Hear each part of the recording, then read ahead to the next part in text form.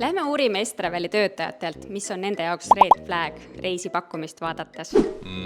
Kui me räägime pakettreisidest, siis ma arvan, et üks suur red flag on see, kui sa ei loe kuskilt välja, kes on tegelikult see reisikorraldaja. See, et ei ole pilte või on väga sellised imelikud pildid või vähe pilte just. Kui on arve saadetakse ja arve saaja arvel pead maksma mingile eraisikule. Näiteks kui ei ole piisavaid arvustusi jällegi või on liiga vähe arvustusi, et need on pigem niisugused korralikud red flagid. Megasoodne hind, tundmatud reisikorraldajad. Kui reisikonsultant vastab väga aeglaselt, kui reisikonsultant on ebaviisakas, kui reisikonsultant ei võta kohe ühendust kliendiga telefoni teel, kui ta ei saada järelpäringud, kui ta ei räägi, ei arutle need reisidetailid otse kliendiga, et mis on tema eelarve, mis on tema eelistused majutuse ja toitlustuse osas.